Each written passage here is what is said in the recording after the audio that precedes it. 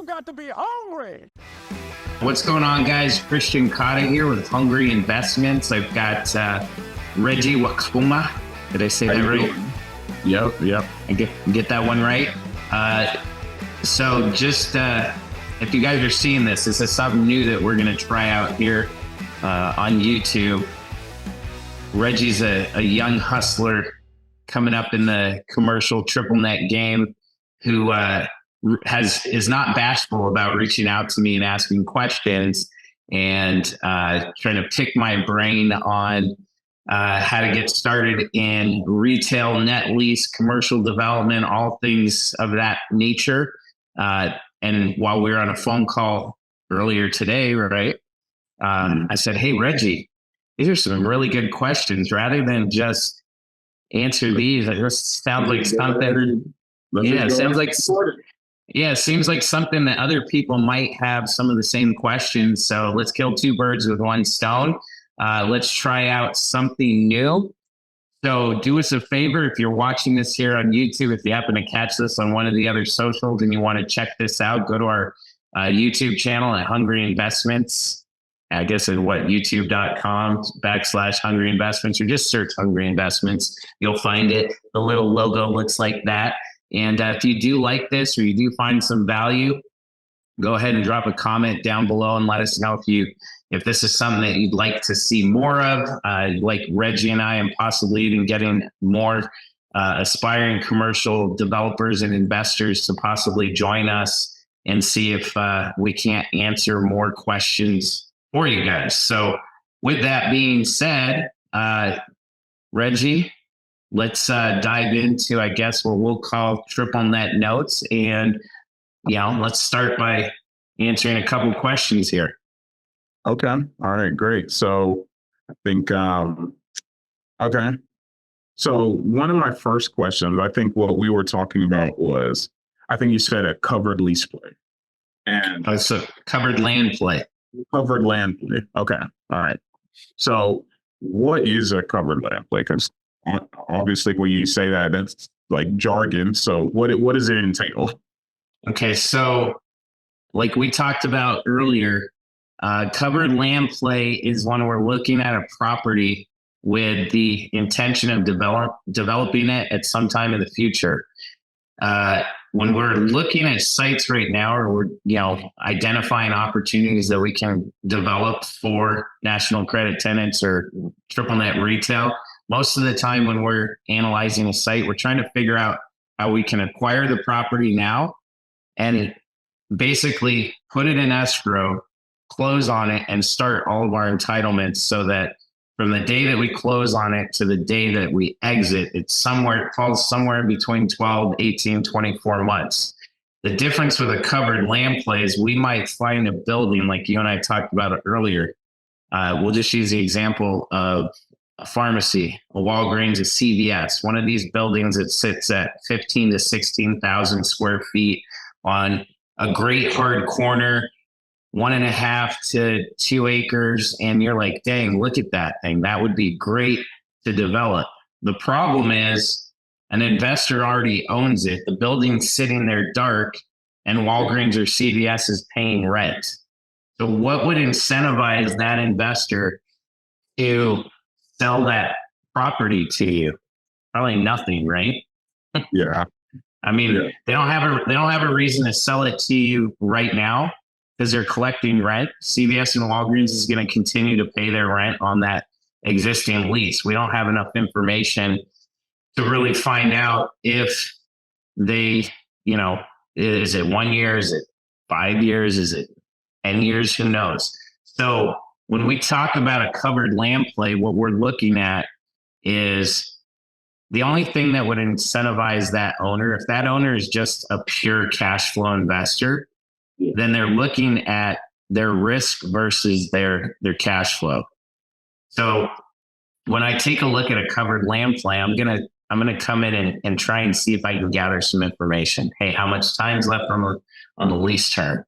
Are you willing to share some more information about the status of the lease? Have you had any conversations with the tenants? What is what's the tenant's appetite for trying to get out of the lease? Obviously, the building's sitting there. Anything they're paying rent wise is going against their books. And so we're going to look at a covered land play and say, how do we incentivize the investor? And how do we calculate the numbers on that deal? So the first thing is, if we're going to come in and purchase this, depending on how much time's left on the lease term, if it's less than 10 years, the only discount we're going to get on a price for that is whatever we can determine the cap rates would be for something less than 10 years. So if the market rate for, a single tenant triple net lease investment with less than 10 years is in the 6, 7, 8 cap range, that's where we're going to have to price it. We're going to price it as if we're going to buy it on that investment basis. The other thing you have to take a look at is, where are those rents? Because if you're looking at a CVS or a Walgreens, if we're sticking with that example, they're probably somewhere in their term where they've had some bumps on their rent. And so that rent is higher. So in order to do a covered land play, we would have to make sure that whoever we're forward thinking is going to come into this property. If we tear this building down, we're probably getting two users, maybe 2.5. And I say a half because there's all these new small kiosk users that are floating out there. But we have to take the rents from all three of those, and they have to equal more than what the rent coming off of that dark building would be. Okay. Right. So you've got a lot of variables that come into this. If CVS or Walgreens, if their rent right now after, call it 15 years, is in the $350,000 a year range, we have to make sure that if you get a coffee user, a fast food user, and then some other small kiosk, that the rents you're pulling in off of those three users is more than $350,000, right? And you also have to take a look at what the credit worthiness of those leases might be. So if you've got, say, a Dutch Bros and a McDonald's, and I don't know, here in Arizona we have Salad and Go. Well, so let's call it a Chipotle, Whataburger, and a small coffee user, like a 7 Brew Coffee or Gravity Coffee or one of those guys. You have to make sure that all three of those ground rents or those lease rents, depending on how you structure those deals, is more than the rent that you're pulling in off the vacant building, or that the credit worthiness, if you turn around and sell those leases on a cap rate, is going to net you more than what you purchased for the building. Now, when we look at a covered land play, you're also figuring that, let's just say we pay, I don't know, call it $5 million for the site. Okay. And if it's paying $375,000 a year in rent, well, you're going to deduct that rent off. You're going to do one of two things. You're either going to negotiate a lease buyout. So if there's 8 years, maybe you take $375,000 times 8. It's $3 million. So if you paid $5 million for it and you deduct, they're not going to pay out the whole thing. The whole incentive for them to buy out their lease would be to get a discount. So I would probably, I'd probably try and get them to pay at least, 50 to, 70% of that in order to get out of the, to get a 25 to 30%. Yeah. So what discount would you give them? Right. I mean, if they're going to buy out of their lease, they're going to save, I'd probably give them a 2 to 3 year savings on it, 2.5 to 3 year savings. So if we're at $3 million, in order for them to buy out of the lease, let's just call it 70%, I'd get $2.1 million now in order to do my development. So these are all things you have to weigh. No covered land play is the same. Worst case scenario, you sit there and you hold it for 8 years. And your basis in the property is $2 million. Yeah. And 8 years from now, you have 2 acres on a hard corner that you can redevelop. Yeah. Does that make sense? Yeah. It was a really long, really long No, explanation, but I wanted to give you the details. okay. So how, okay, so on the lease buyout, how likely are okay, so how likely are dark properties likely to actually even accept the lease buyout? Most of the time, that's what they're trying to do. If they're closing the property, they would prefer to buy out of the lease because then it's off their books, no longer sits there as a liability. But they're gonna try and negotiate it as hard as you are, right? Okay. So I mean, let's just go back. Remember when Starbucks was expanding, when they first started expanding back in like call it the early like 2010. I don't know if you remember, you might have been in grade school then, but in like 2010 we did a Starbucks deal, end cap drive through. They literally signed a 20, they did a 15-year lease. They paid for 1 year. The market wasn't great for them and they wanted to buy out. So I mean, we had 14 years left on a lease, and they were willing to buy out of that lease for, their first offer was like 210,000. We said, no way. we'll just let you sit here and pay rent on it. And so, how much was the lease? Well, so they had 1,500 square feet at that time, and we were charging, hold on. 1,500 times, I think we were charging about $24 a square foot. So 36,000 a year. They offered 210,000. So they offered basically 5.83 years, and they had a 15-year lease. So we got them to meet us. Good. So we got about $500,000 on a buyout for that lease, and we had a fully built out coffee shop. Okay. So yeah, so I mean, these tenants, as soon as they close the building, their first objective is to try and figure out how to, reduce their exposure. Yeah, how to reduce their exposure. So okay, so as a retail building owner, when one of your properties goes dark, what you're doing is you're basically looking for new tenants while simultaneously negotiating a lease buyout. Yeah, so you have to weigh some things, right? Depending on this is why we like to work with credit tenants. Yeah. And I call them a credit tenant because you can go look at Standard & Poor's, Moody's, Fitch's. Those are all the credit rating agencies. And so you'll see the different credit ratings of the tenants based on their, revenue per year, their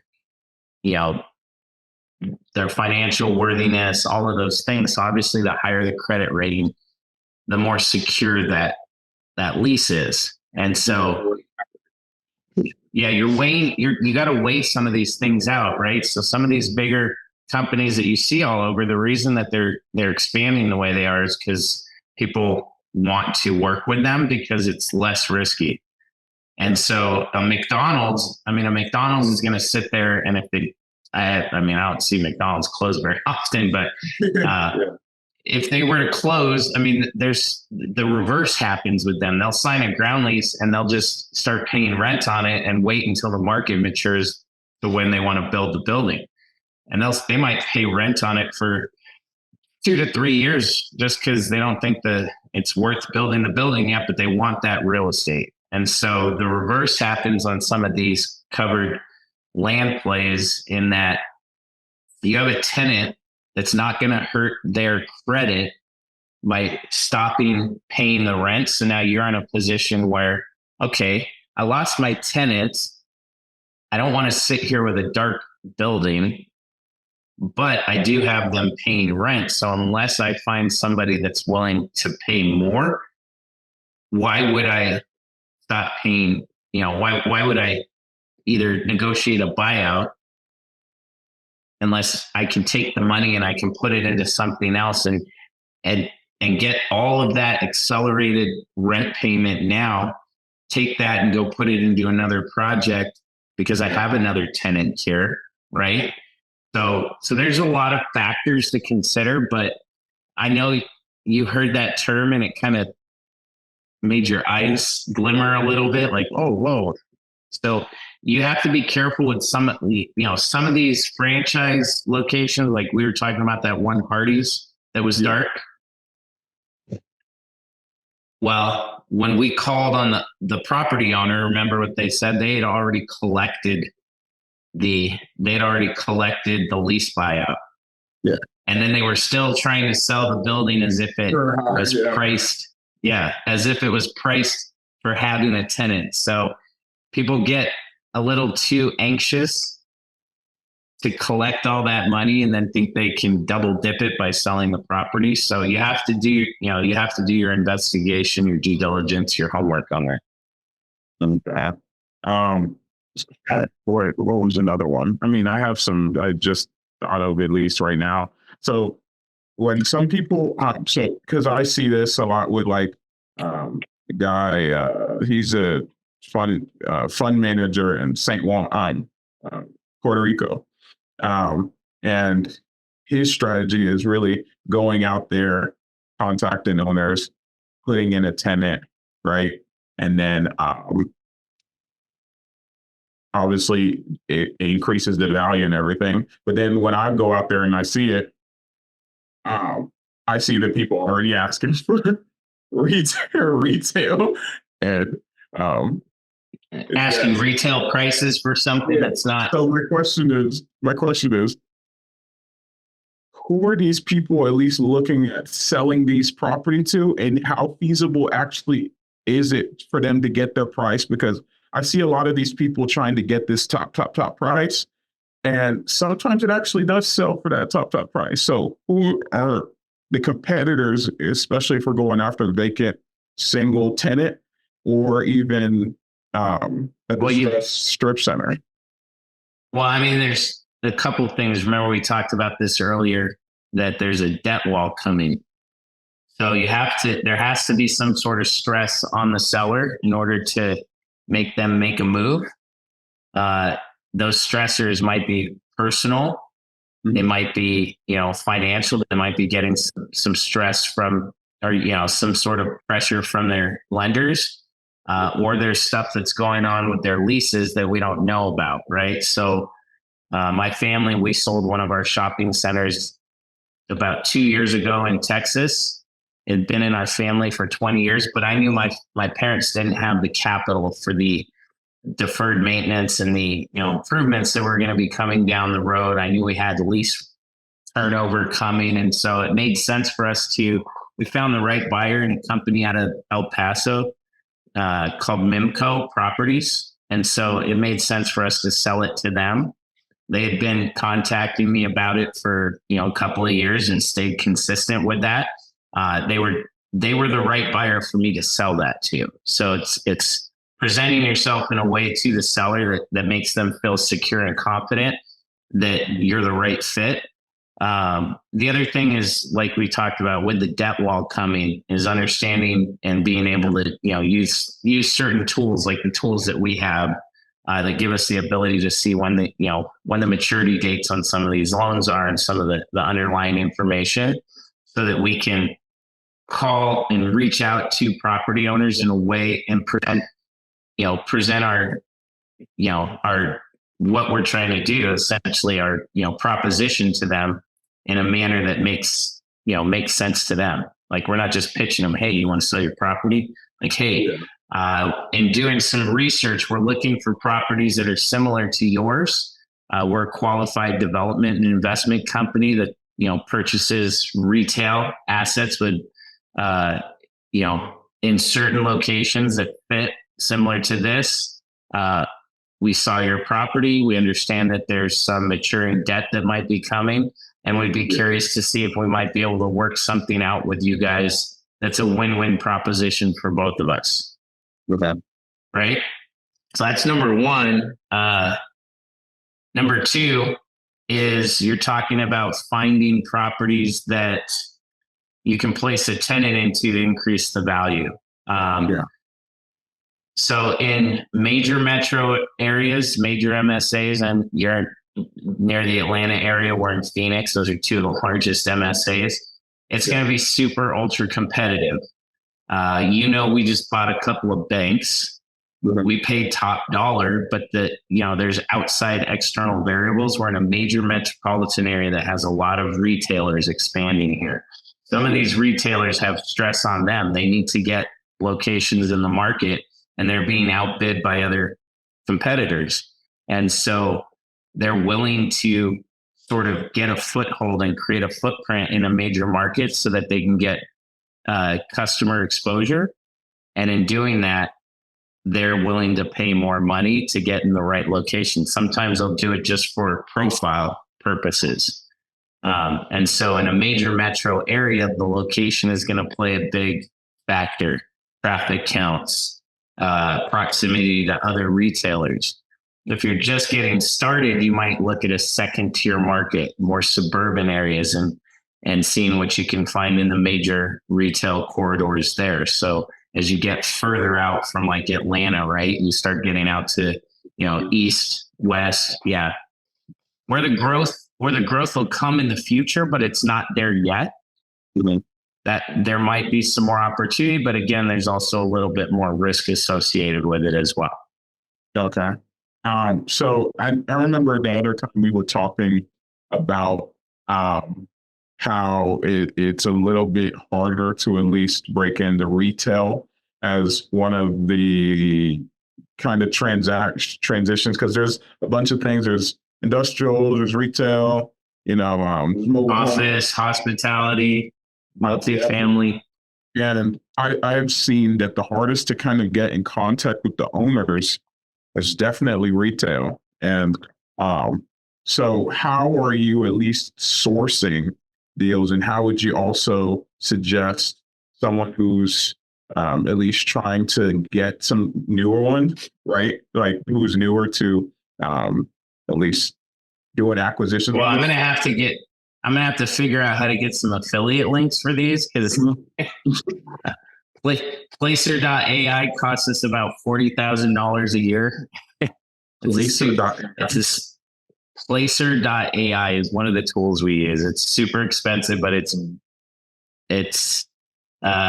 what a lot of the big boys use. And so I definitely need to get an affiliate link if we're going to do more of these videos. There's going to be at least one or two on that affiliate commission, maybe something worth getting on a software like that.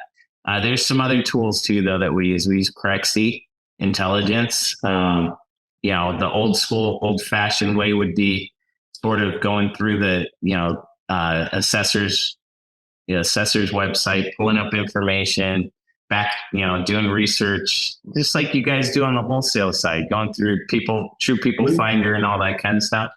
What do you think about it's not PropStream, but it's shoot, man, I'm forgetting it, but it's like almost like a commercial, like equivalent. What, LoopNet? No, not LoopNet. It's for off-market ones. Shit, I forgot the name. That's all right. We'll do it on a future episode. Good in. I'd say you don't need to spend a bunch of money on tools if you're getting started. It's hard to get into this. So that's why, I admire your persistence, because it's taken me 20 years, right? Retail is very relationship driven. It's a good old boy system, a very blue blood network. So when you get ingrained in a market and you build those relationships, you have to remember that the real estate directors have certain number of new stores they have to open every single year. They're, they get paid a salary, but their bonuses are based on how many new stores they can get in their territories, as well as how well those stores perform. And so they want to spend time working with people that they trust, that they know can help them get those stores open. And so there's a lot of trust building and relationship building that comes into retail, understanding and building relationships with the brokers. The brokers, everyone's livelihood is dependent on their ability to be able to get these deals done. So if you're a broker that's getting paid on commissions and you've got somebody you don't know if they have a clue what to do, and you're gonna have to do all the heavy lifting, or you can go work with somebody, like us, where we know exactly how the process goes, and we've done this with you a couple of times. You're gonna be more apt to say, hey, look, these guys will get this deal done. I know it's gonna go smoothly. I know it's gonna work. And so you're sort of building that credibility and that, name for yourself. So it is sort of like pushing a boulder uphill, and then eventually you get to that point. What is it? Rheotomy. That was. Never heard of it. Okay. I'll have to take a look. Yeah, I would like, so far we started using Crexy. There's a free version and a paid version, and that's been a great tool for us. Placer's been great, but again, it's not most people aren't going to use it. You got to be like super dialed into what you're doing here to make it worth the money that you're paying. Yeah, it's trust me, it was hard to stroke that check. But it works. We just, we utilize it to its fullest potential to make it worth every penny. So, with that being said, we're at the 30-minute mark. So I'm going to have to, we'll wrap this one up for today. Absolutely. I want you to keep a running tab of questions. Mm-hmm. And is this helpful for you? No, it absolutely is. One of the things is what I'm at least trying to wrap my head around is just how I can at least get from the position I am to at least in front of some owners or some people who can at least push that. And then that's gonna at least make all the difference, because once I can at least get in front of some people, I know I can at least make some stuff work, or pull resources or some people into whatever position that at least needs to be had, and make the paperwork work. So what I would say is, let's get a couple questions about how to get your first deal like that going, and then maybe what we can do is do another one of these next week. Mm-hmm. And what we can do is cover that. And I got some ideas for how you can source deals, present them to us, and we can maybe find some ways where we can maybe jump on some calls together, and we can document some of that stuff to be like, the opportunity to.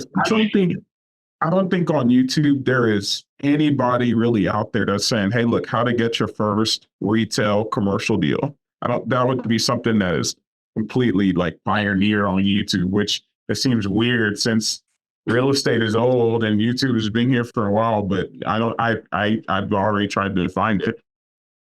Well, next episode of Triple Net Notes, Reggie's going to come with his questions for how to get that first deal, and we could start digging into it. We can even share the screen too, and maybe pull up some stuff to dig into how to find the ownership info. Can't wait. All right, buddy. Hey, appreciate it. Thank you, guys. Like we said, you're watching the first episode of Triple Net Notes. I'm Kristian Cotta with Hungry Investments. Reggie Wokoma Capital, the Hotlanta. If this is helpful for you guys, or if you have questions that you might have popped in your head from what we discussed here, go ahead and drop them down below in the comments section. Make sure to hit that like button, follow for more commercial real estate insights. Make sure you check out Reggie. Reggie, where are your socials? So you can just follow me on Instagram. It's just Reggie_Wokoma. And hit him on the IG. He's a slick looking dude. He's the commercial hustler. Get the hair back, all that stuff.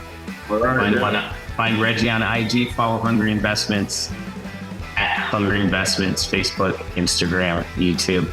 I'm Kristian Cotta. Reggie, we'll see you next time. See you, G. Right.